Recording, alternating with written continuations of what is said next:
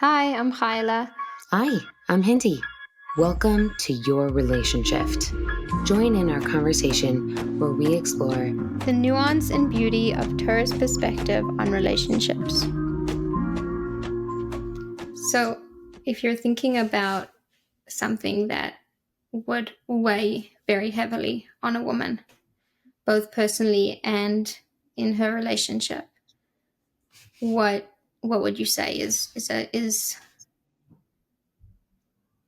that thing that has us way down?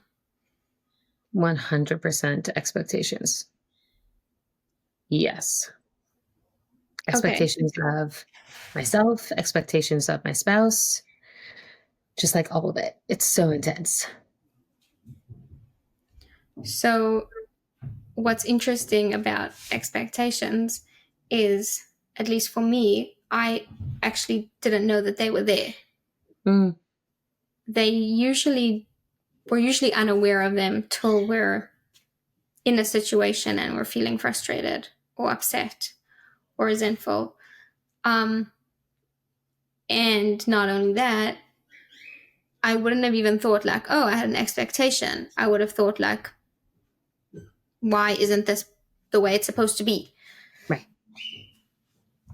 So I think that a lot of people can relate to that experience of like, I'm su- uh, I'm supposed to be a certain way, or this is supposed to be a certain way, and when it's not, it's very, very devastating and very crushing. And we're unaware of the layers of expectation that we have around probably everything. Everything. No. Literally everything. Like expectations around how I am, what I should look like, how other people should perceive me, expectations around like the way I'm supposed to eat, the way I'm supposed to sleep, all this like supposed to's and it has to be's and everyone, but not even everyone, like I have to, like the have to's. It's just so intense. We live with our have to's, which makes a lot of sense, right? Like Hashem gave us a subconscious where a part of ourselves um, taps into our everyday life. So we don't have to be super conscious and make a decision at every given moment about what this is going to look like. So, how do you want to look today? No, I know already how I want to look today. And this is my expectation around what I'm supposed to look like today. So, I don't have to make all the decision making around it. My subconscious just kind of carries me.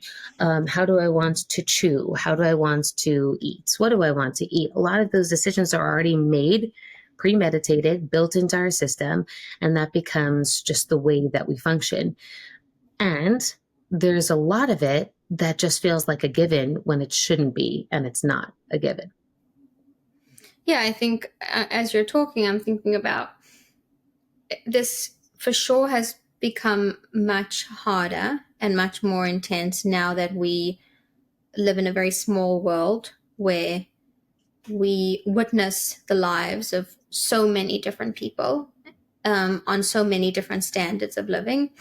I think that I imagine, I can't speak for a time that I didn't live through, but I do imagine that expectations were easier to manage on some level when I I knew about things that pertained very much to just my insular world. Because you're talking about like the expectation of how I should eat or how I should look. That obviously has intensified greatly with all the whole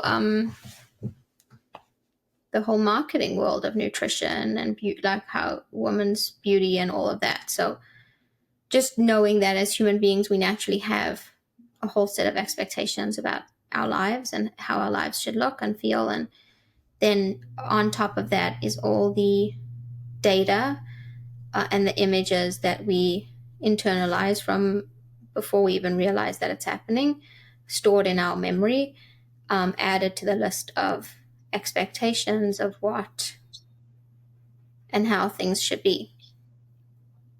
Yeah.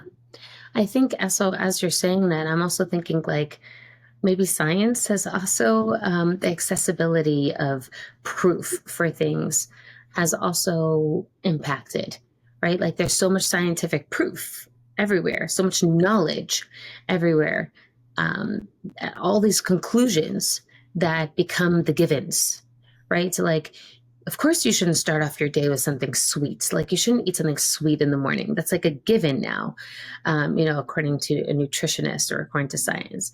Of course, you have to walk 10,000 steps a day. Otherwise, you're not healthy. So, like, there's just so much more. There's just more with I think the advent of so much accessibility to science and to answers, which Mhm. is supposed to be a good thing. And of course, ends up being something that weighs, it just weighs. There's so many rules to listen to conform to make decisions around that I think it's very heavy for a person to walk around with that much expectation constantly on oneself and others, just mentally. Like, just think about the mental weight of needing to think about a million different things and to conform to a million different things constantly. It's a lot. Yeah, 100%. Yeah. And I think that being at a time of tremendous abundance and knowing that a very like life can be lived with a very high quality could be inspiring and cool, but also could be very stressful because it's like, well, why am I not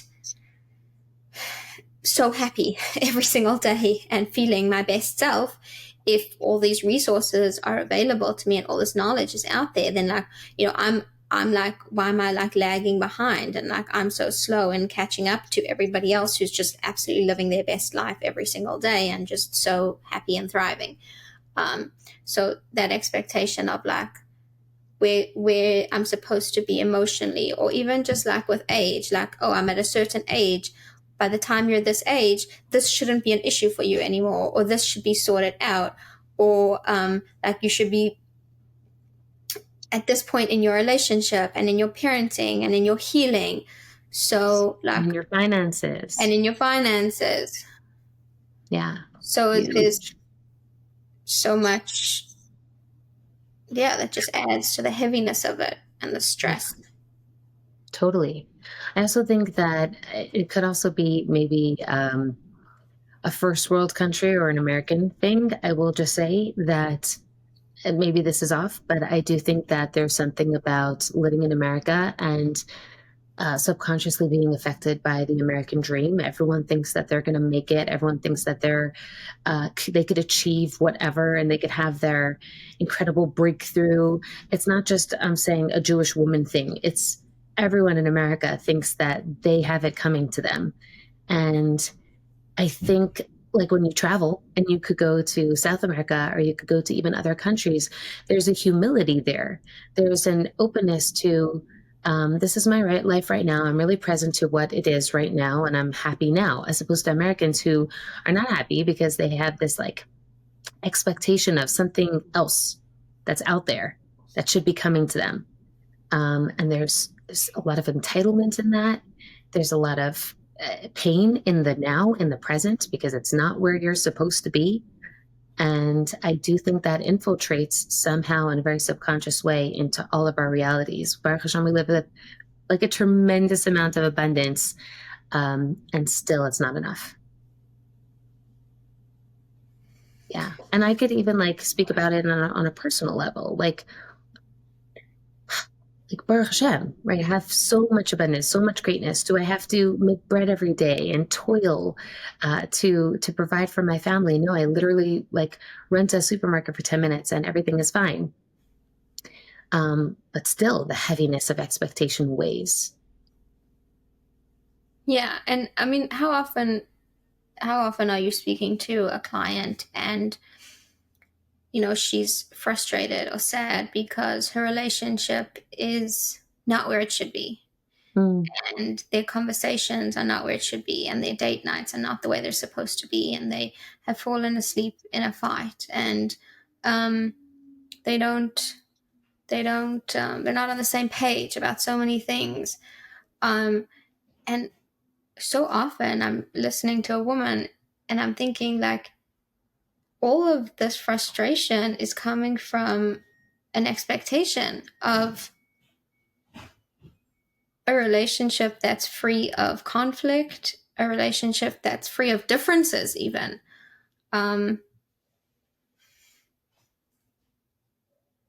So, yeah, I think like it's very,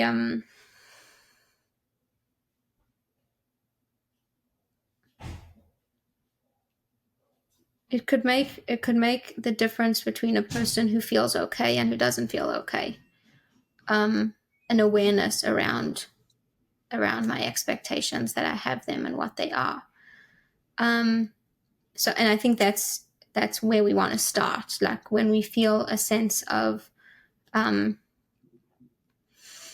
like when something's happening and it shouldn't be, that you feel the sense of like this should not be happening.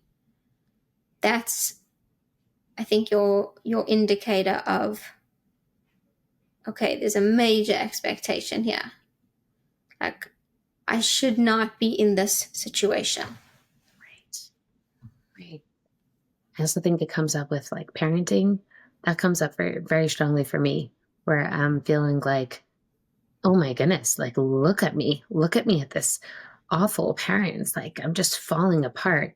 Meanwhile, why do I have this expectation that I would be a perfect mother? Like a little bit, the perfectionism or the intensity of needing to be whatever your version of perfect is so intense, and it's not serving you. It's not propelling you forward. It's not truthful. It's not honest.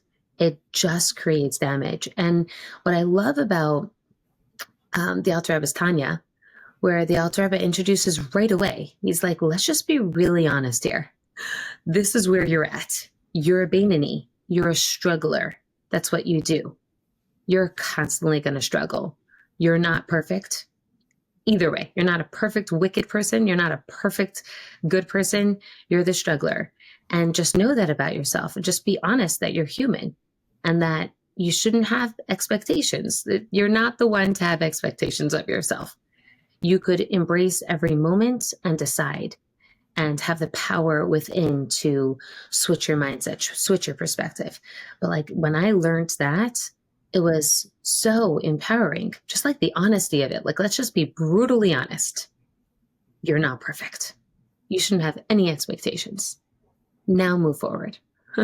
Yeah, it's amazing, like how the Alter Rebbe spends a lot of time managing like helping us manage our expectations of ourselves, and really will go into in great detail what you cannot be.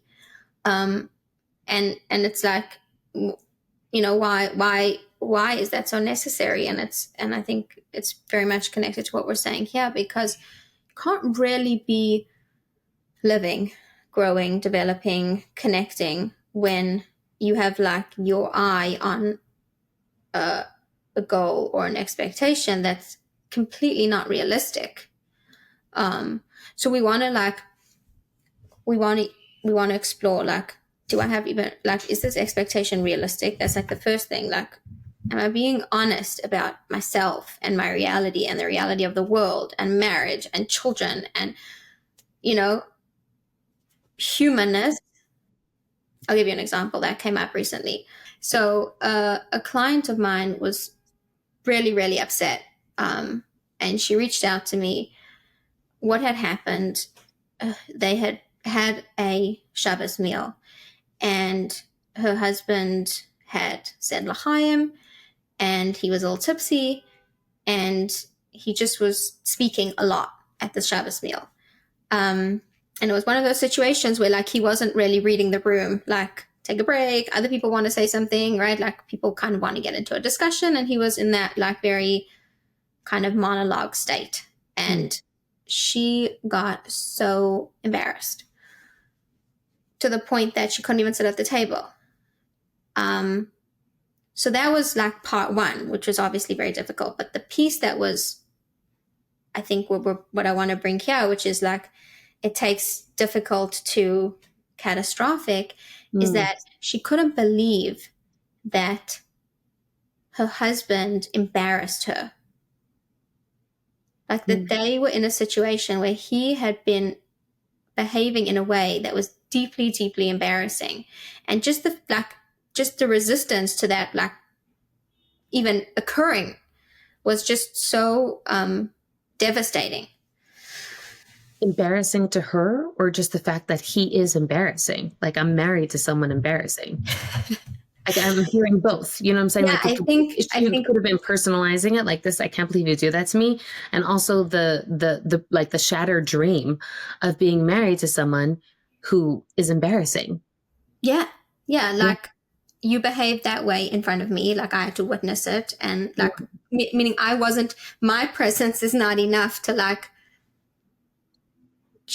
you want to know that a woman wants to know, oh, my husband is so aware of me and what I value and what we value, that like obviously he would never do that, for sure not in front of me, and ever, right? Like how would he ever behave in a way that is so objectively embarrassing? So the shock and the just all around devastation that could even happen. So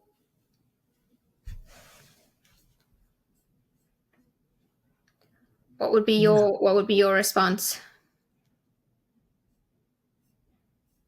Yeah, so I'm just hearing like how how there's this built-in expectation that this human being that she's married to could never be embarrassing. Like, there's a little bit of putting him up on a pedestal, like that he could never be human and do something that's embarrassing. And I actually also wonder, like, if she would hold that, she probably does hold that expectation of herself. Like, of course, she would never ever do something that was embarrassing because I don't know, her actions are obviously perfect all the time and she's never human. Right? Like, I'm hearing loads of expectation there.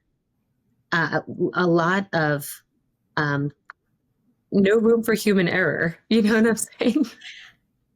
Yeah, yeah. I Yeah. think it's very frightening when we're not equipped, like to meet the humanness of another, especially our spouse, like like in its full exposed state, right? Like there's my husband acting in a way that I find to be um so embarrassing, and finding that to be so just, I don't know, and I'm going to use the word again, like catastrophic. And that's a clear indicator that this person has really, really unrealistic expectations of like her own humanness, her husband's humanness, life in general. Yeah. So here's the thing. I could hear that, right? Like, so I'm imagining a woman listening and she's like, okay, I could hear that. This woman didn't have, like, there's a very high expectation of herself and her husband. I hear that. But what about the piece that him doing that and acting in that way, or whatever it is for each woman, right? Whatever that expectation was, for them, that expectation is like, this is normal or this is acceptable. And if it's not acceptable, right? Like, let's say this woman, I'm sure she felt his behavior is not acceptable. Like, you cannot do that, right? So how did she navigate that now? So now you're pointing out, okay, fine. So you do have a very heavy expectation of him, and of yourself. Okay, now what's the next step? Yeah, I think also just a person to take a step back, like before we get to her process around this, which we should definitely unpack. I think the first step is to take a step back and just, like, you mentioned the word humility before, Mm. of do I know, like, can I map out the whole future, um and do I know exactly how everything should be all the time and everyone should be? Like, the sense of expectation comes sometimes with the sense of, like, I know how things should be. Like, Mhm. even you're saying like he did this thing that was like objectively so wrong and he should have never done it. Okay, maybe, also maybe not. Like maybe it felt like very intense for her because she has such high expectation, and everyone else at the table was like, oh, this guy's clearly tipsy, like cute, you know? Like if they don't have, they're not like heavy with this expectation of you, or I expect you to be in absolute, you know, top form all the time with full awareness of everything that's going on around you, then you could just embrace the person's failure and the person's humanness and appreciate that they're, you know, you're not God and they're not God, and it's okay. Mm. Mm. I hear you. There's like this embracing of you've come up with this term, the God complex, where I think a lot of women, I definitely have the God complex sometimes, where it's like I know what's right. I am the all knower, and I see everything the way it's supposed to be seen. What is the omniscient? I am the omniscient, and yeah, I hear you. Where it's like this introduction to humility and know you don't know everything. It's interesting, like just to give you an example. So I think most people know that I have a problem with time and had a problem with my husband's time. And that was like a challenge that came up. And I always used to wonder because I knew that he was coming late to meetings all the time. And I would think like, how do people respect him? Like, how do the people who work with him like still work with him when he comes 5 minutes late to a meeting? I just don't understand with it. Like, what's happening? And it's exactly like what you were saying. Like, it meant so much more to me. It was so much more blown out of proportion because of my very high expectation around time, as opposed to other people where they didn't even like notice that he came late or whatever. You know, I come late, you come late. It was a Right, it was non-issue. just like a regular part of life, and Yeah, these things happen. yeah. And for me, it was the end of the world. Yeah. Yeah. So I definitely hear that. So it's, I think when you bring up the concept of a God complex, like perfectionism, expectation, resentment over unmet expectation, there's a lack of acceptance that I am a creation. Mm. I'm not the creator. I don't run the universe. Actually, you were mentioning Tanya before, and this is also something that the Alter brings up. He says in chapter 41 that our service, before anything, begins with an awareness of God is the creator, the, you know, the king. This is his kingdom. Like, I showed up here. It was already like, there's already something going on, you know. I didn't come, I'm not the manager, you know. I'm not the person holding the clipboard. I walked into something that existed long before me, is going to exist long after me, and I get to be a part of it. I in no way am the like the manager, the administrator, the director. So I also remember hearing a talk from a woman, and it was also in connection to relationships, like women feeling like, you know, that the hand that they got dealt with their marriage is just not okay. Like, it just should not have happened. Mm. And she was saying like there's the sense of God's giving you something, and you're just handing it back to him and being like, nope, not for me. Thank you. You forgot. That's not mine. You didn't read the name right. That wasn't mine. And I do, yeah, I see, and in witnessing people that I respect and want to, you know, emulate, and in how they approach life, I do get that sense of a humility, of acceptance of the life that God has given them. That is such a deep point, what you're bringing out. I think it's such an incredible piece. So what I'm hearing and what you're saying is, and to give like a further source back into our history, the second Dibra, the second commandment, not commandment, the second of the Aseret Dibres, the 10 commandments, Lo yelecha lekim acherim, you shouldn't give power to anything else other than God. What I'm hearing is when you have that lack of humility and you think that you are the manager and you're like the manager of your life or the manager of whatever, with all of your expectations, there's a little bit of like attributing a lot of power here and giving yourself a lot of credit for all that power and trying to manage all of that power. And it's really so wrongfully put. And if we actually took like a gigantic step backward and said, where is my circle of ownership or what is within my power, then I actually would be able to manage a lot better and fulfill my mission so much more effectively by truthfully seeing what is within my realm of power here. And what I'm hearing, actually, what's so amazing about what you're saying is when you take that huge step back and it almost seems like you're letting go, you're actually able to truly take ownership over what is within your power, as opposed to trying to impact so much that is not within your ability to impact.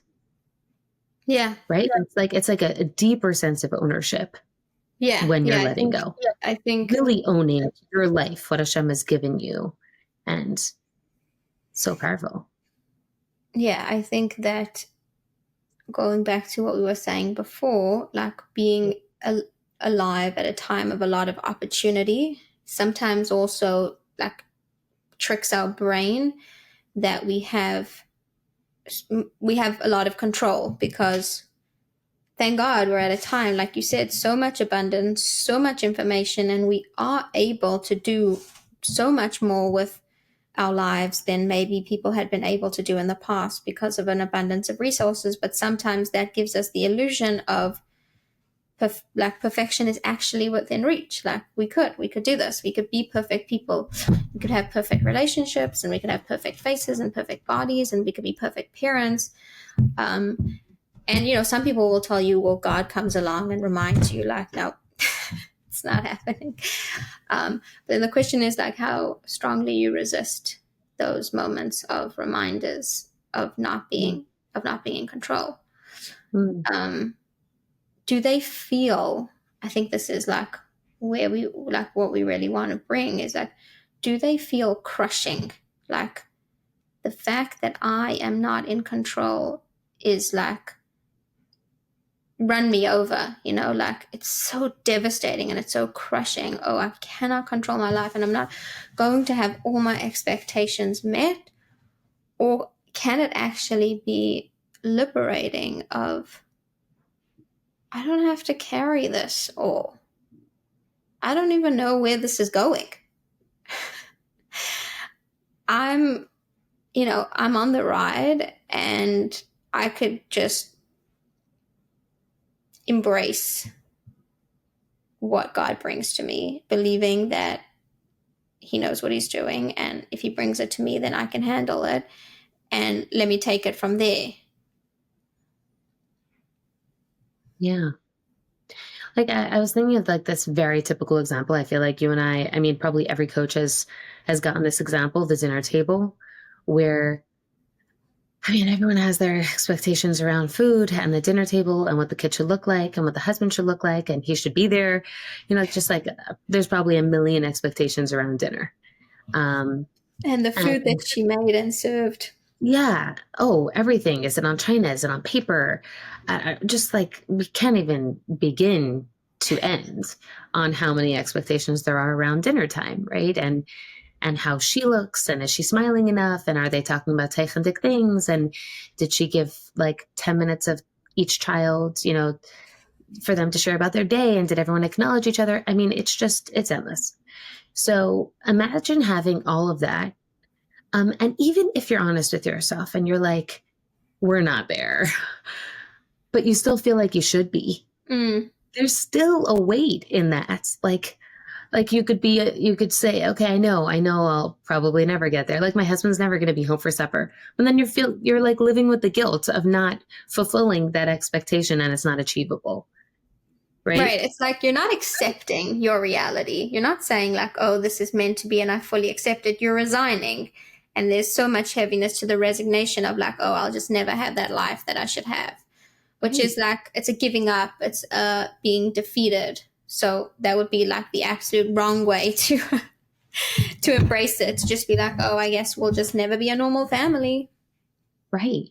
It's really this like fake, like literally like a sheker concept that has to be really torn down.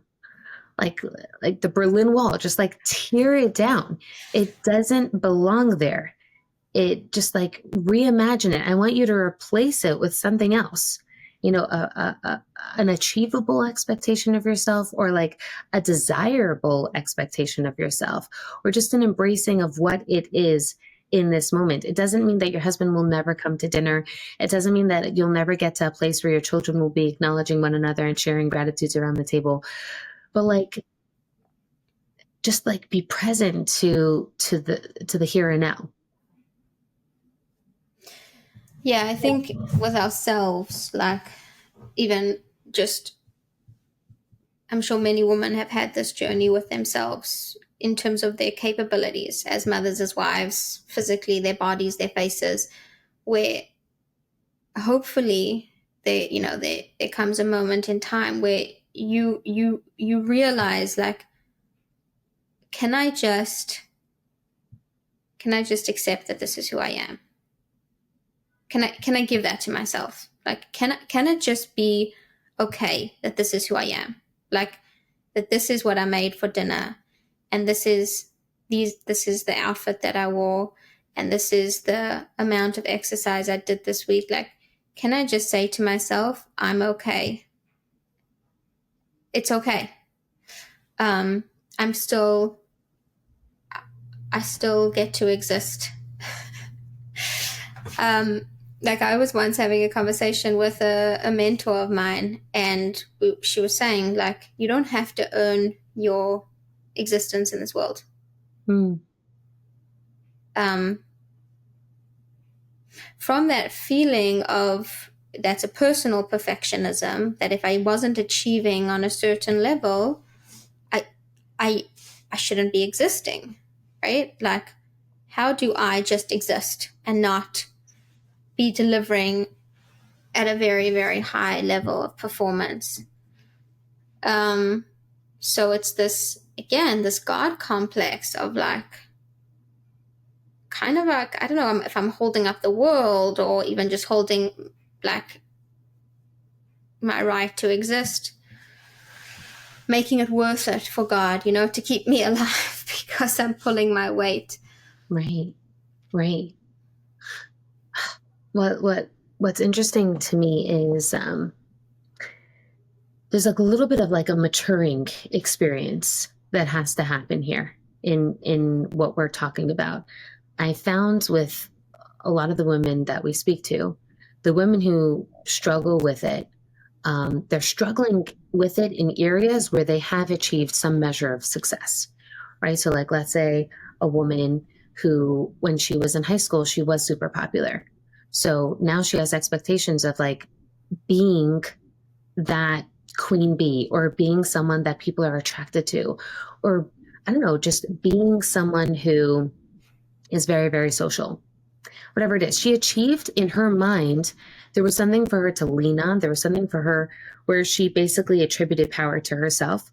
And so therefore, she's gone with that. She's like flown with that. And then therefore has that expectation that it's just going to continue. A girl, let's say, who was never the queen bee, right, was never super popular, or wasn't the most beautiful in her class, or had the best voice, or the best dancer, whatever it was. She had this maturation process a lot earlier. She had it when she was a child, and it was hard, and it was intense, and it was painful, and maybe she still lives with that.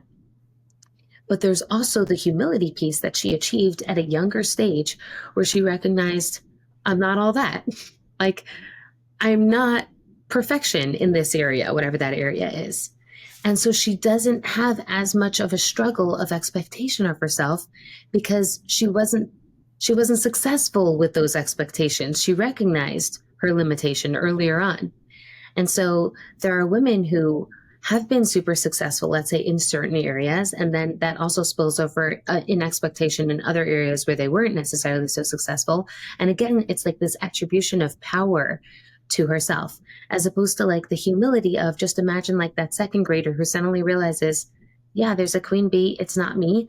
I'm going to like sidle over to this other girl and see if we could be friends. And like, I'll be happy with my friendship with her and like just, and be fine and like be okay with her placement in life, whatever that is, you Yeah, know? like a person who has an attitude, even as an adult, like I've built a successful business, or as a teacher, or as a shlucha, or as a career woman, I'm so successful, and people gravitate towards me and love me, and how come this, like, why am I not seeing this success in my marriage? Definitely can't be me, because clearly I'm a person of tremendous success.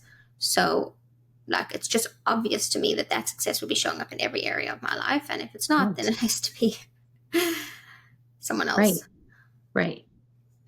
And all we're trying to like point out here is that the the expectations are just so intense and how they just carry into all areas, and introducing a little bit of humility or humanness, um, or gentleness or compassion would do wonders to our experience and to the weight that we could shed mentally and emotionally when doing so. Yeah, also just want to add to the examples that you brought up, like comparing somebody who, let's say, grew up, in a home that had a lot of means versus somebody who didn't, might have the sentiment of being able to be okay with less versus not being able to be okay with less. And whether or not that person of means continued to have the means or lost them, or even if they continue to have the means, but not necessarily knowing or understanding like how having less in a different area is makes sense or is possible. Um, so yeah, the freedom of releasing expectation, um, acknowledging its presence and how much it weighs us down and how often unrealistic it is, um, and being willing and open to letting it go. Yeah. I love that you mentioned that. Like growing up in a family where they didn't have to struggle necessarily financially, and the impact that that has on a person. They didn't have to be scrappy or resourceful.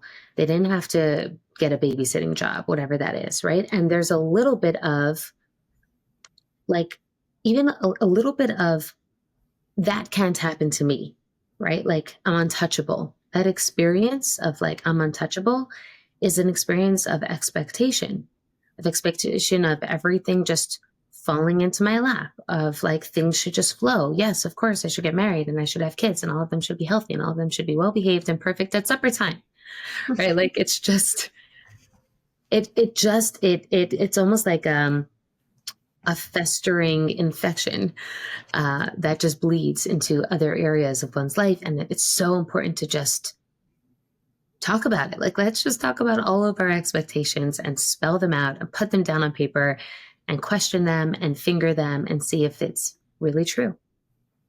Yeah, so I guess like a starting point, and if our listeners want to really get invested in this episode, you can do that as an exercise. Like just get them out of you, get them out on paper. Sometimes we're not even aware of them. Like what expectations did I have of myself and of my marriage and of my parenting and of my life in general and of my finances and my community and my friends and my parents. Or how life would look for me, um, and just kind of realize that I'm carrying that and it's very, very heavy to carry. Um, and then look at them. Another piece is looking at them and being like, how much of these are actually, like, besides for being realistic, but how much of these actually represent who I am or what I want, or um, things that are really important to me. Hmm.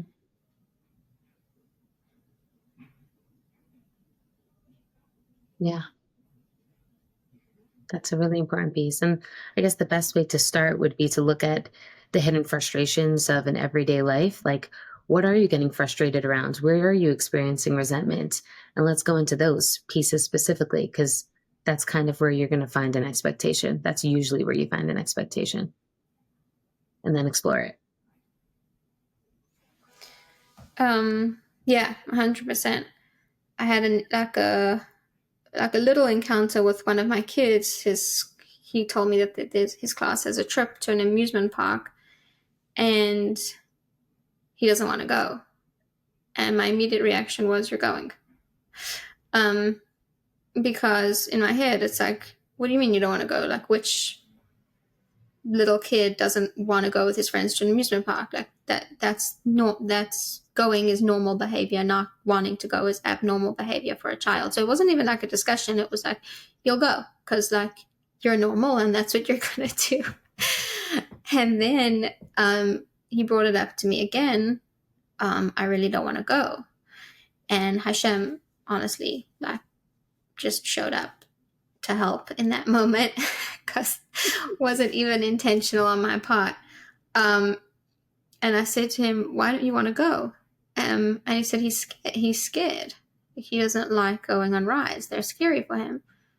So I was like, "Okay, you don't have to go. Like, why do you have to go if you're scared?" Like in that moment, it was so simple. Like, that's okay. Like you could be scared of it, and you don't have to go. And he looked at me and he said, "Thank you, mommy." And I Wow. was like, I felt so like sad and like happy at the same time because like why did it take so long to just like be okay with the fact that. And then he said, "You know what, can I tell my friends because like I can't, it's so embarrassing to say that." First I said, "You could just tell them the truth that you're scared of brides." And obviously he wasn't so comfortable with that because that was embarrassing. And again, a part of me wanted to be like, "No, like be honest, like just say the truth. Like, why would you lie?" But like, he's a child, and I would also be embarrassed. So I said, "Okay, well, maybe you could tell your friends that um, rides make you sick. Like, that also happens to a lot of people. Like it feels nauseous for you to go on rides." And he was like, "Okay, maybe." Um, and then he comes back to me like a little while later. "I'm thinking maybe I could go because there's some boys in my class that also won't be going on." And like, he started warming up to the idea that he actually might want to go.